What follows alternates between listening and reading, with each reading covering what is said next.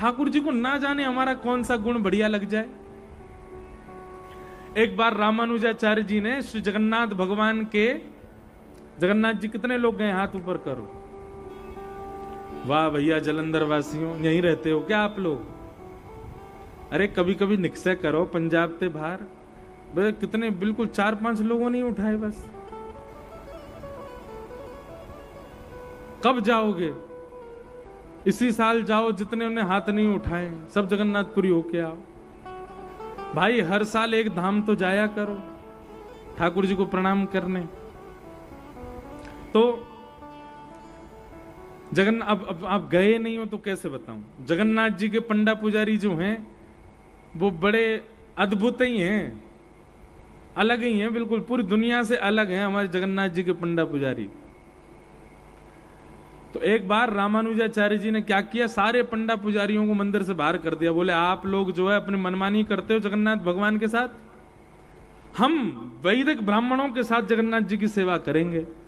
वैदिक ब्राह्मणों के साथ सेवा करने लगे तो श्री जगन्नाथ भगवान स्वप्न में आकर के रामानुजाचार्य जी से बोले सुनो,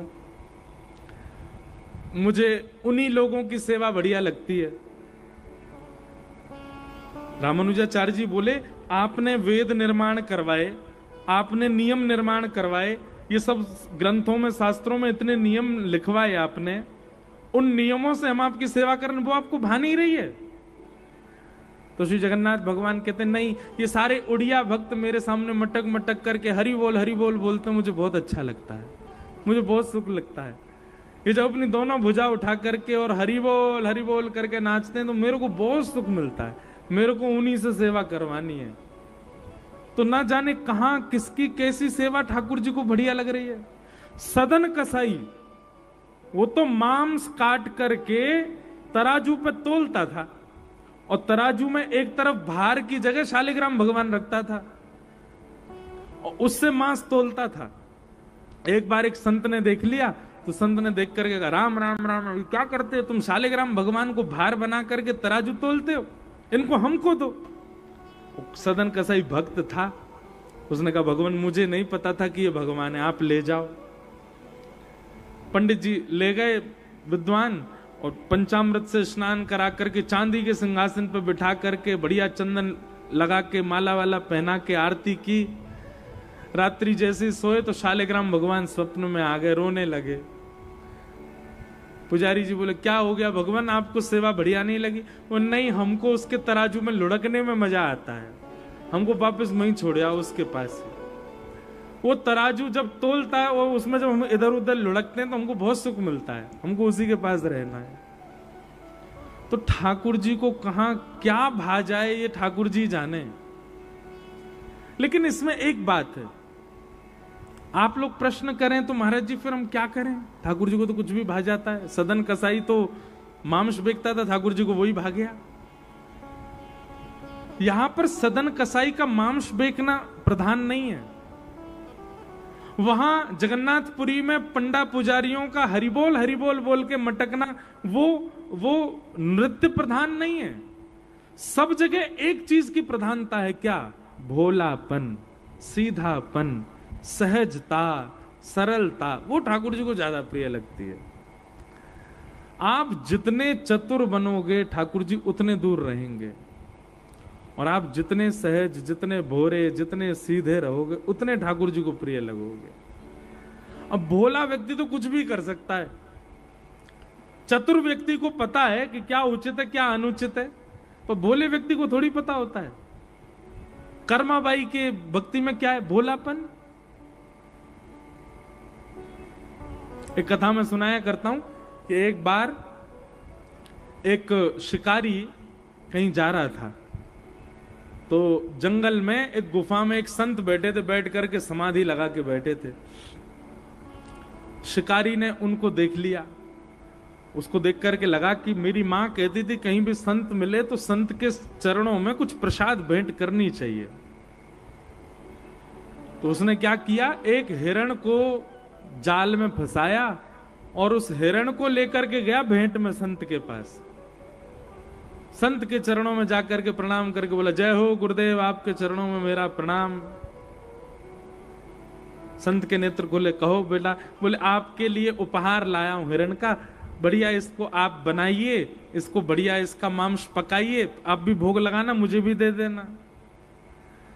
और संत जो थे बेचारे हंस गए, हंस करके बोले बेटा राम, ऐरे गहरे हिरण का भोग नहीं लगाते हम, हमारा हिरण तो अलग है।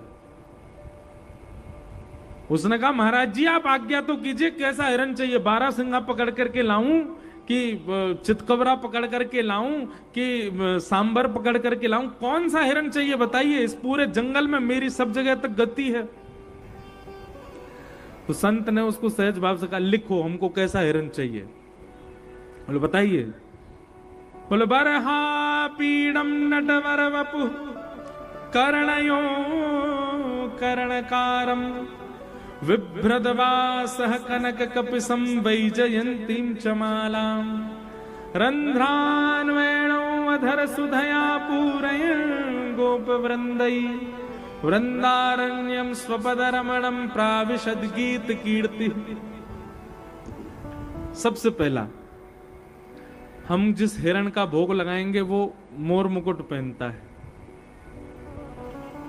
शिकारी बोला मोर मुकुट पहनने वाला हिरण? बोले हाँ जी। अच्छा और? बोले कर्णयोः कर्णकारम, अपने कानों में कुंडल पहनता है। शिकारी बोला ऐसा हिरण तो मैंने कहीं नहीं देखा, कुंडल वाला हिरण? बोले हाँ। और आगे सुनो। बोले क्या? पीली पीतांबरी पहनता है, गले में वैजंती माला पहनता है, पैरों में नूपुर पहन करके छम छम करते बांकी अदा से चलता है। और सबसे बड़ा गुण क्या है इसका? बोले क्या? बोले अधर पर वंशी रख के वेणु बजाता है। सब लोग इधर देखो, इधर देखो, सावधानी से सुनो। अब यहां पर बैठे हुए संत तो भगवान का वर्णन कर रहे हैं, पर सामने बैठा शिकारी इतना भोला है, उसको लग रहा है ऐसा कोई हिरण ही होगा। उसने मन में विचार किया मैं ढूंढ के लाता हूं इसको, और गुरुजी आप चिंता मत करो, जब तक ये हिरण नहीं मिल जाएगा मैं भी कुछ नहीं पाऊंगा। सब जगह ढूंढा उसको ठाकुर जी, अब तो वो हिरण मिले ही नहीं। एक दिन बीत गया, 2 दिन बीत गए, 3 दिन बीत गए। 3 दिन में महाराज उसकी हालत ऐसी हो गई कि अब तो प्राण ही निकल जाएंगे। सामने हिरण आ जाते हैं तो भी बेचारा कुछ नहीं कहता। बोले नहीं नहीं, मेरे गुरुजी भी भूखे हैं तो मैं भी भूखा रहूंगा, वही हिरण चाहिए मोर मुकुट वाला। सब जगह ढूंढा लेकिन नहीं मिले। लेकिन उसकी ये इच्छा ठाकुर जी से जाकर के छुप गई। बैठा था एक वृक्ष के नीचे, गला सूख गया है, प्राण निकलने को हो रहे हैं भूख के मारे। और तभी क्या देखता है कि सामने कुंज में से त्रिभंग लली पीतांबरी पहने हुए, मोर मुकुट धारण किए, कानों में कुंडल पहने, गल अपने अधर पर वेणु का वाद करते हुए, ललित गति के साथ में चलते फिरते भय श्याम सुंदर उसके सामने आ गए। जैसे ही उसने श्याम सुंदर के रूप को देखा, देखते ही अपने गुरुजी की लेखनी देखने, मोर मुकुट भी है, कानों में कुंडली पहने, पीली पीतांबरी पहनी, गले में इसने वैजंती माला पहनी है, वंशी बजा रहा है, कहीं यही तो वो हिरण नहीं है? मानो वो जैसा दिख रहा है बिल्कुल। बोले यही है वो। अब ठाकुर जी आगे आगे चल रहे हैं, वो पीछे जाला पकड़ करके चल रहा है जिससे हिरण पकड़े जाते हैं। और थोड़ी दूर जाके उसने जाला फेंका, ठाकुर जी को उसमें बंदी बनाया और पकड़ करके अपने कंधा पर टांग करके ले गया गुरुजी के पास। गुफा के बाहर जाकर के चला, गुरुजी जल्दी बाहर आओ, आपका हिरण मिल गया। संत बोले पता नहीं अब कहां से कौन सा हिरण पकड़ के लाया होगा। जैसे ही संत बाहर आए तो बाहर आकर के क्या देखा कि ठाकुर जी के कंधा पे बैठे हुए, मोर मुकुट वंशीधारी पीतांबरी पहने हुए के कंधा पे बैठे। उसने अरे जल्दी छोड़ इनको, नीचे छोड़। नहीं नहीं गुरुजी 3 दिन मिला, इसको नहीं छोड़ूंगा, भाग जाएगा। बढ़िया इसका पकाओ, इसको दोनों पाएंगे मैं और आप मिल करके। गुरुजी बोले अरे भैया जी साक्षात ठाकुर जी हैं, इनको छोड़ो। तो कहने का अभिप्राय केवल इतना है कि ठाकुर जी किसी भी गुण पर रीझ जाते हैं, पर कब रीझते हैं? जब साधक भोला हो, सरल हो, सहज हो। चतुर व्यक्ति अगर जबरदस्ती कुछ ऐसा करेगा, कर्माबाई की तरह बिना नहाए धोए भोजन बना, दंड और लगेगा उसको, नरक और जाना पड़ेगा उसको। क्यों? क्योंकि तुम चतुर हो, तुम भोले नहीं हो। भोले व्यक्ति की ही स्वभाव पर ठाकुर जी रीझते हैं। इस प्रकार पूतना मर्दन लीला हुई। भगवान अब धीरे धीरे 3 महीना के हो गए। भगवान का करवट उत्सव मनाया गया। पहली बार ठाकुर जी ने करवट बदली। करवट बदलते ही महाराज पूरे ब्रजमंडल में नगाड़े बजने लगे। बोले काय बात को उत्सव है रो भैया, आज नंद के लाला ने करवट बदली है। सब ब्रजवासी नाच रहे गा रहे हैं, बोले जय हो, नंद के लाला ने करवट ली है। ठाकुर जी का करवटोत्सव था। पीछे यशोदा मैया ने नंद भवन के पीछे एक बैलगाड़ी के नीचे ठाकुर जी पौड़ा दिए। तभी एक सक्टासुर नाम का दैत्य आया। सक्टासुर दैत्य के आते ही भगवान ने अपना एक पांव लंबा किया और सकट में जैसे ही मारा, सकट 3 बार आकाश में घूम गया। सक्टासुर का वहीं वध हो गया। सक्टासुर का वध किया। यशोदा मैया आदि सब दौड़े दौड़े गए, देखी बैलगाड़ी उल्टी पड़ी है और एक राक्षस मरा पड़ा है। मैया पूछने लगी बैलगाड़ी कैसे गिर गई, जो राक्षस कैसे मर गो। एक बालक घूमता घूमता आया, बोले मैया मैं बताऊं कैसे मरो। बोले हाँ बता। बोले मैया तेरो लाला है ना नेक्सोसो। बोले हम बे।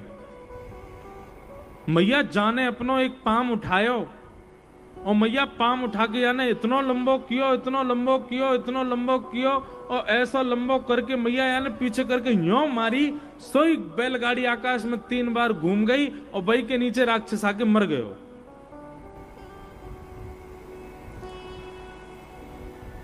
मैया बोली यहां पे आइयो। जैसे समीप गयो, मैया ने एक दियो वाके कान के नीचे। झूठ बोले नेक्सो मेरो लाला 3 महीना को भयो अभी यो कह रहा यानी इतना लंबो पाम कियो, लंबो करके मार दियो। झूठ बोले मुझे। मैया तेरी सौगंध खा के कह रहा हूं, मैं सांची बोल रहा हूं, तेरे लाला ने इतना लंबो पाम कियो मेरे सामने, मैंने देखी। मैया बोली दोबारा आए यहां पे। फिर तो एक दियो वहां में। शुकाचार्य जी वर्णन कर रहे हैं, अप्रेमयम बलम तस्य बालकस्य नते विदु। बालक झूठ नहीं बोल रहा है, बालक तो सच बता रहा है कि ठाकुर जी ने लंबा पांव करके बैलगाड़ी में मारा। लेकिन यशोदा मैया स्वीकार नहीं कर रही है कि मेरो लाला ऐसा कर सके। ठाकुर जी मंद मंद किल किल करके हंस रहे हैं। बोले अच्छा है, ये ब्रजवासी ये स्वीकार ही नहीं करेंगे कि मैं भगवान हूं। क्यों? क्योंकि प्रेम की प्रधानता जहां होती है वहां प्रभुता नहीं दिखती। प्रभुता वहीं दिखेगी जहां प्रेम कम होगा। आपको किसी व्यक्ति की योग्यताएं दिखाई देती हैं तो इसका मतलब उससे प्रेम नहीं है आपको। जहां प्रेम बहुत ज्यादा होता है ना, वहां योग्यताओं का दर्शन कम होता है। जैसे मां और पुत्र का संबंध, पुत्र कितना भी श्रेष्ठ हो जाए, मां के लिए वो सम ही रहेगा। मां के लिए वो अति श्रेष्ठ नहीं हो सकता। इस प्रकार ठाकुर जी के संग लीला हो रही है। ठाकुर जी नेक और बड़े है गए, 1 वर्ष के है गए। अब 1 वर्ष के जैसे ही ठाकुर जी भये हैं, अब तो ठाकुर जी घुटमुन घुटमुन चलनो सीख गए हैं। अपने घुटनों ते चलें, पामन ते चलें। यशोदा मैया इतने में ही लाला को पकड़ करके और एक सुंदर पाजेब निकाल करके लाला के पामन में पहनाए दे। छुम छुम कर तो भयो लाला पूरे ब्रजमंडल में घूम रहे हो, पूरे घर में आनंद कर रहे हो है। हाँ हाँ छुम